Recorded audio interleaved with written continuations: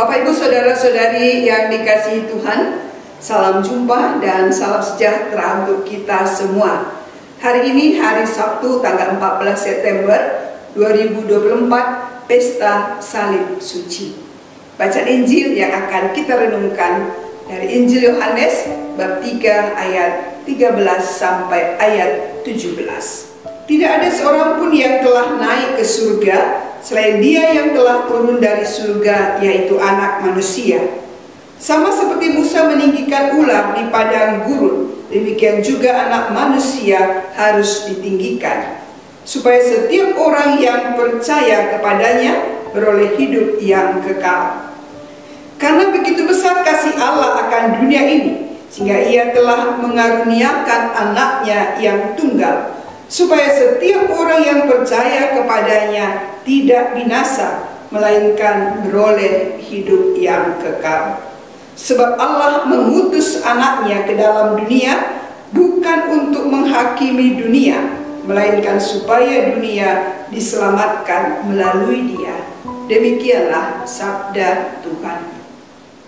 Saudara-saudari yang dikasihi Tuhan, tema permenungan kita hari ini, percaya dan berharap pada kasih dan kemurahan Tuhan. Dan sebelumnya kami mengucapkan selamat pesta bagi para romo-romo kami dari Ordo Salib Suci. Saudara-saudari yang terkasih, dalam penanggalan liturgi Gereja Katolik, setiap tanggal 14 September dirayakan Pesta Salib Suci. Pesta Salib Suci sesuai namanya termasuk kategori pesta dan wajib dirayakan oleh seluruh gereja Katolik. Pada awalnya, Pesta Salib Suci dimaksudkan untuk memperingati penemuan salib Yesus oleh Santa Helena, ibu Kaisar Romawi Konstantinus, pada tanggal 18 Agustus 320.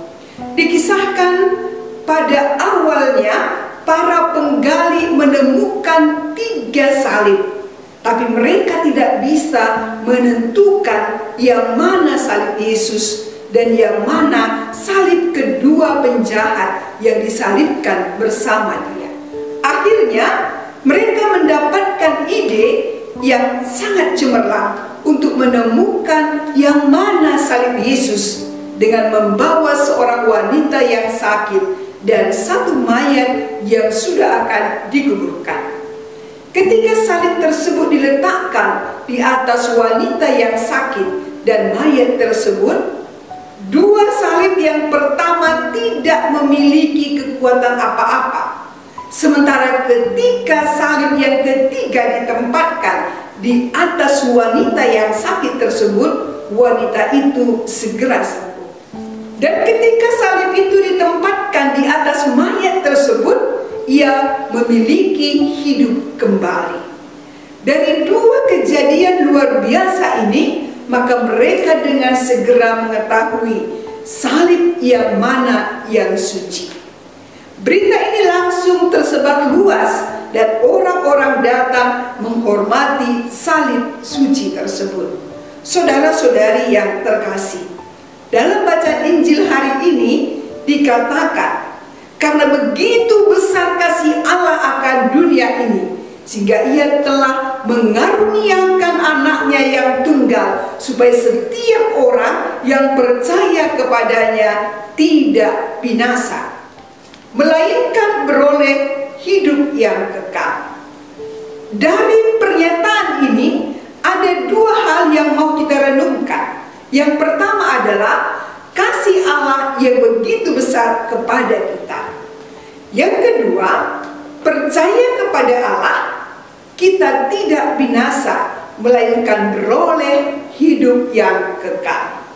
Saudara-saudari, pertanyaannya, ada apa dengan kasih Allah? Kasih Allah begitu besar, yang telah dinodai oleh manusia dengan ketidaksetiaannya dan dengan melanggar perintahnya. Ketidaksetiaan dan pelanggaran ini menimbulkan masalah yang sangat serius dan berat, yakni manusia jatuh ke dalam dosa. Resiko dari dosa yang telah dilakukan adalah terpisahnya manusia dari Allah, dan manusia yang berdosa ini tidak mampu lagi menyelamatkan dirinya sendiri sekuat apapun ia berusaha. Namun karena kasih Allah yang begitu besar kepada manusia, Allah tidak menghendaki manusia binasa. Karena itulah Ia mengutus Yesus putranya yang tunggal ke dunia, menjadi manusia untuk menyelesaikan masalah manusia, sehingga manusia bisa kembali kepada rancangan Allah semula. Kehadiran Yesus di dunia begitu luar biasa, menunjukkan kuasa dan kasih Allah. Yesus membuat mukjizat dengan menyembuhkan banyak orang-orang sakit, menyampaikan kabar baik bagi orang miskin, menyampaikan pembebasan bagi orang-orang tawanan dan tertindas. Tetapi apa yang dilakukan oleh Yesus tidak mendapat atau tidak diterima dengan baik oleh manusia. Dengan semua kebaikan, kasih yang dilakukan oleh Yesus rasanya tidak masuk di akal. Ia harus mengalami penderitaan dan wafat di salib. Salib menjadi konsekuensi cinta Allah yang luar biasa bagi manusia. Dengan demikian, kita bisa melihat bahwa Yesus menyelamatkan manusia dengan penderitaan dan kematiannya di salib. Lewat salib, Ia memulihkan kembali hubungan kita dengan Allah yang terputus akibat dosa dan maut. Kematian Yesus di salib merupakan peralihannya kepada Bapa, dan saat itulah Ia ditinggikan dan dimuliakan. Saudara-saudari yang terkasih, Yesus yang ditinggikan pada salib itu sungguh-sungguh menyelamatkan. Seperti Musa menaikkan ular pada tiang, dan setiap orang yang dipagut ular, jika melihatnya tetap hidup. Demikian juga setiap orang yang melihat dan percaya kepada Yesus yang ditinggikan di salib akan mempunyai hidup yang kekal. Percaya berarti kita menerima Yesus yang disalibkan sebagai Mesias dan anak Allah. Saudara-saudari, kesulitan, penderitaan, dan aneka persoalan yang kita alami dalam kehidupan kita juga merupakan bagian dari salib kehidupan yang harus kita pikul. Mengalami pengalaman salib tidak berarti bahwa Tuhan tidak menyertai atau Tuhan tidak memberkati kita sehingga kita harus lari daripadanya, atau kita marah kepada Tuhan dan mempersalahkan Tuhan karena masalah yang kita alami. Mengalami aneka persoalan, kesulitan, dan perjuangan dalam hidup hendaknya tidak membuat kita menjadi putus asa, tetapi tetap percaya dan berharap pada kasih dan kemurahan Tuhan.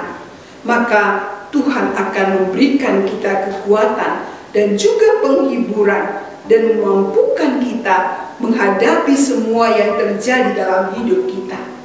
Hendaklah kita semakin menghargai pengorbanan Tuhan dengan selalu memandang salib Tuhan dan hidup benar di hadapannya.